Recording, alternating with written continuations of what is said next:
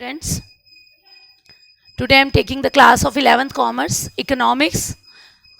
We are studying with the attached with the last topic. We are studying the method how to collect the primary data, and the second method is method number 2, that is indirect oral investigation. We are introducing you the 4 methods.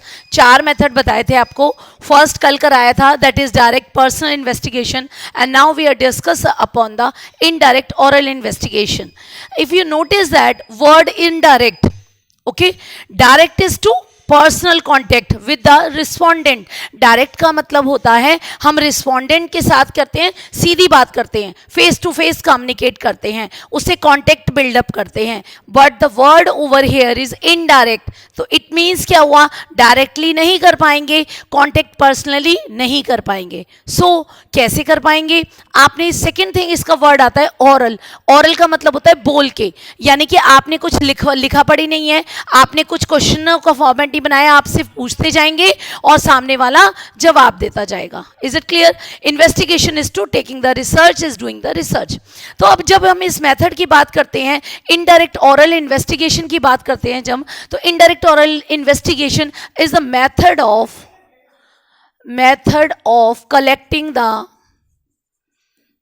collecting the primary data. ये किसका method है? Primary data को collect करने का method है. अब ये primary data का कलेक्ट करने का तो मेथड है, लेकिन here the one of the most important thing, information is not collected by the person,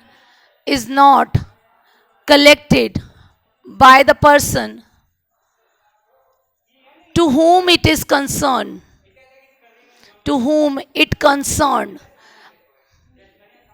आप ध्यान दीजिए, हम बात कह रहे हैं कि इनडायरेक्ट ओरल इन्वेस्टिगेशन के अंदर जो इंफॉर्मेशन कलेक्ट की जाती है वो उससे नहीं ली जाती जिससे वो संबंधित है. Concerned, right? कंसर्न्ड का मतलब होता है जिससे संबंधित है, उससे तो बात कर नहीं रहे हम. सो किससे बात करेंगे? It is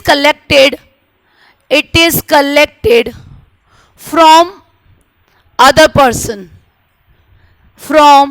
person. हम किससे कलेक्ट करेंगे? अदर पर्सन से कलेक्ट करेंगे. और कैसे करेंगे? ऑरली, क्योंकि वर्ड यहां क्या आ गया? Oral investigation. ऑरली यानी बोल के. अच्छा, अब ये जो अदर पर्सन है, ये ऐसे ही कोई भी होगा? नहीं, ये ऐसे ही कोई भी नहीं होगा. ये किससे होगा? जो मेन रिस्पोंडेंट है, जिसके बारे में हम इन्वेस्टिगेशन चाहते हैं, उसकी जानकारी वो पूरा रखता होगा. यानी अदर पर्सन जो होगा, having the required या necessary information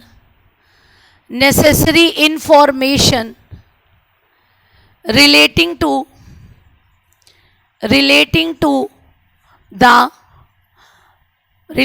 the person. जिस व्यक्ति के बारे में हम जानना चाहते हैं, उस व्यक्ति के बारे में इस अदर पर्सन को सारी जानकारी होगी. Is it clear? दोबारा एक बार छोटा सा बोलते हैं. Indirect oral investigation is to taking the information from the other person. हम किससे इंफॉर्मेशन ले रहे हैं? अदर पर्सन से. ऑरली कैसे ले रहे हैं? बोल कर ले रहे हैं. और वो जो अदर पर्सन होगा, हैविंग द नेसेसरी इंफॉर्मेशन. ये बात पक्की होनी चाहिए कि आप जिससे ओरल इन्वेस्टिगेशन कर रहे हैं, उस व्यक्ति के पास आप जिसके बारे में रिसर्च कर रहे हैं, उससे संबंधित सारी रिक्वायर्ड इंफॉर्मेशन होनी चाहिए. या आपको लगता है कि हाँ, मैं इससे बात करूंगा तो मुझे मिल जाएगी सारी इंफॉर्मेशन, तो select that person. Is it clear? तो एक फीचर तो ये हो गया इसका, कि मेन फीचर क्या हो गया कि ये तो अदर पर्सन से कलेक्ट करते हैं. दूसरा फीचर क्या हो गया? इसे ऑरली कलेक्ट करते हैं.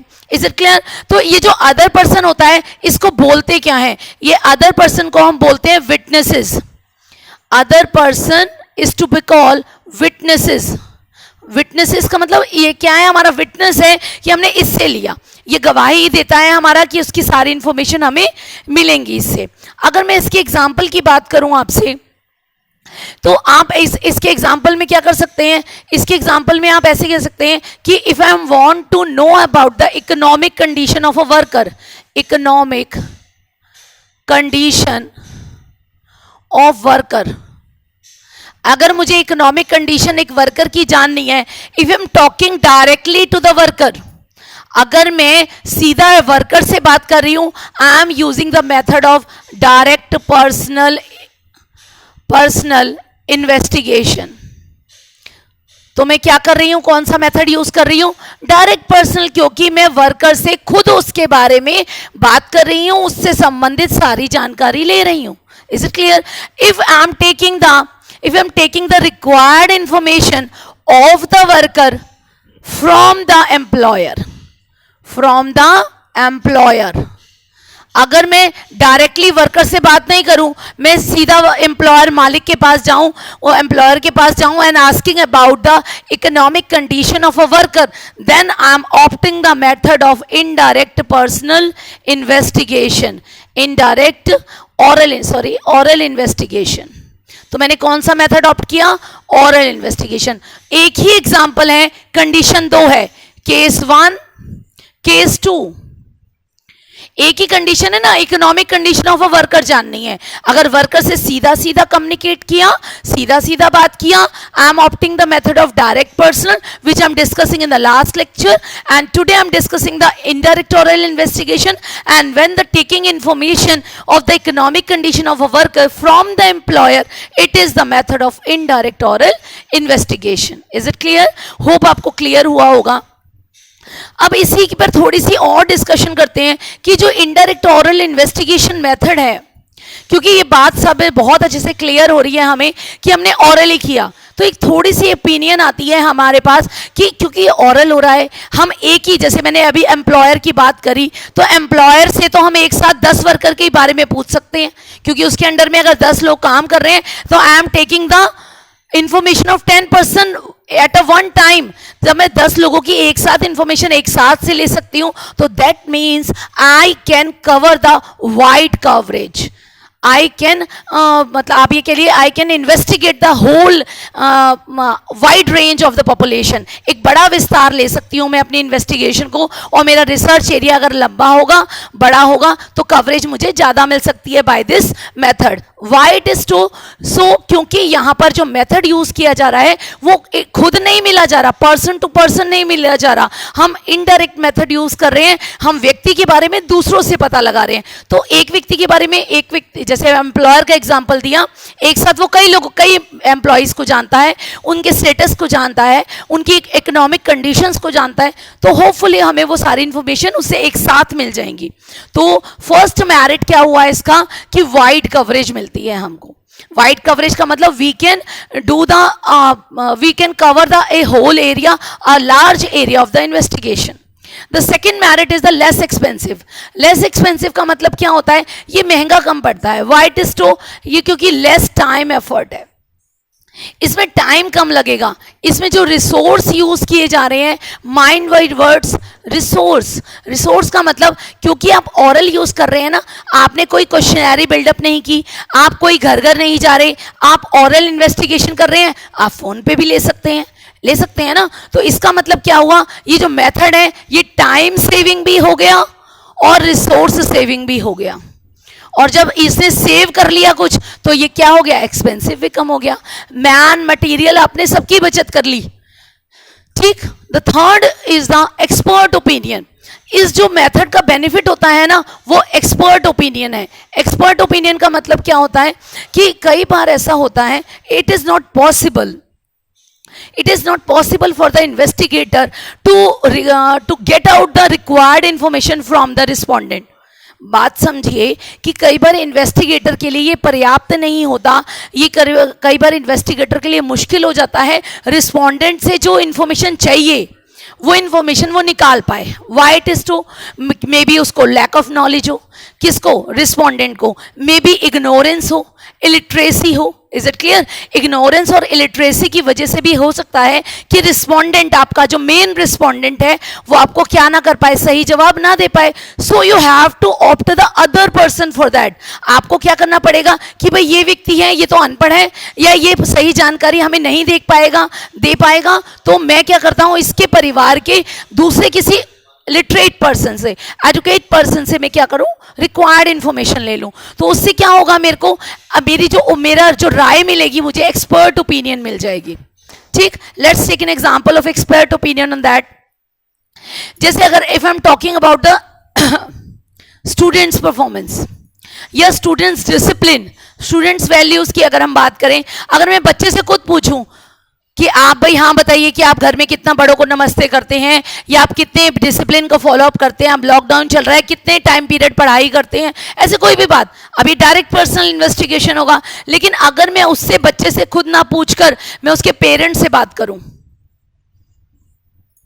मैं उसके पेरेंट्स से बात करूं, तो ये क्या हो जाएगा, ये क्या हो जाएगा, है तो मेथड इनडायरेक्ट, क्योंकि बच्चे से खुद नहीं बात की, किससे बात की, उसके पेरेंट्स से, अदर पर्सन से. और ये जो अदर पर्सन है इसके पास उस बच्चे की, अपना ही बच्चा है ना, उसकी सारी इंफॉर्मेशन होगी, तो इंफॉर्मेशन जितने रिक्वायर्ड बच्चे के लिए है वो पेरेंट्स को पता होता है, तो वो आपको सही सही जानकारी दे देगा. हाँ भाई बच्चा इस टाइम ड्यूरेशन में, इस लॉकडाउन के पीरियड में कितना टाइम डिवोट कर रहा है अपनी स्टडीज को, कितना और स्पोर्ट्स के लिए डिवोट कर रहा है, any kind of information which you want to take out from the parents for the student point of view या by the point of view student.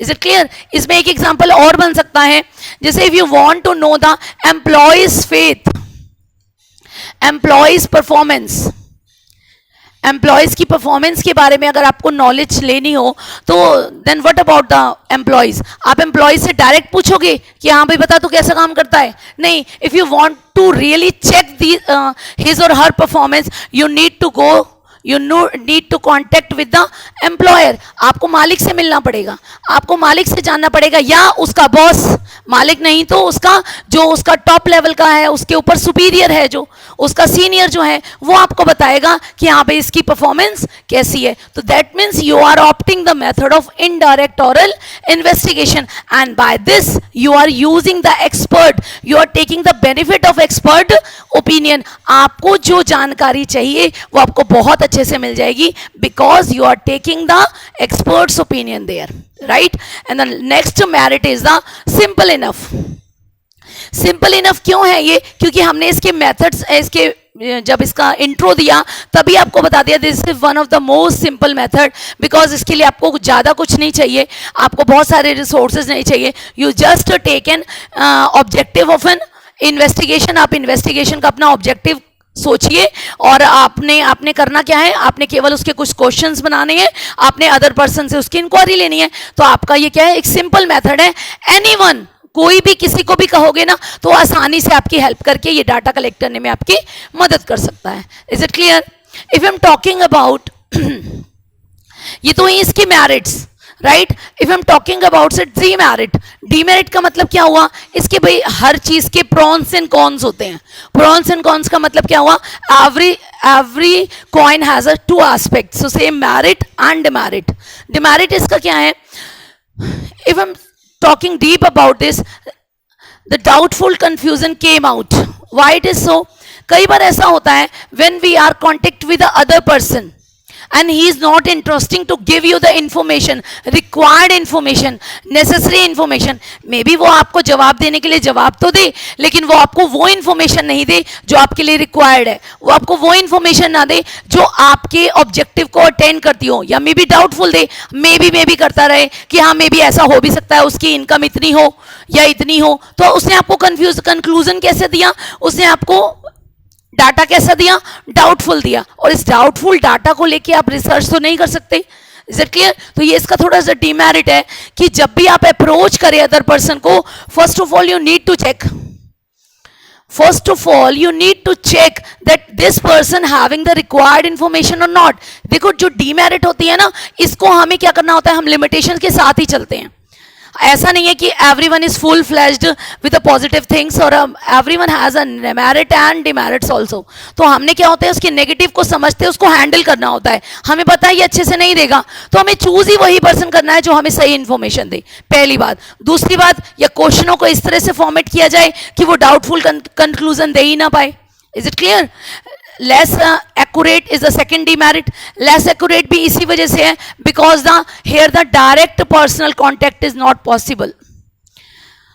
Direct personal contact is not possible. जब direct contact personal contact build up नहीं हो पाता, क्योंकि हम उसी व्यक्ति से ही नहीं पूछ रहे जिसके बारे में हम रिसर्च कर रहे हैं, जिसके बारे में हम जानना चाहते हैं, उसको छोड़ के हमने दूसरा पर्सन ऑप्ट किया, तो मे बी डाटा जो निकल के आए वो आपको थोड़ा रिलायबल ना हो, एक्यूरेट ना हो। तो इसलिए लेस वर्ड लगाया। हम पूरी तरह नहीं कह सकते कि हमें एक्यूरेट नहीं मिलेगा, मिलता है, कभी कभी ऐसा केस हो जाता है कि हमें जो डाटा मिलते हैं वो थोड़े कम एक्यूरेट होते हैं, यानी अप्रोक्सीमेट होते हैं। Is it clear?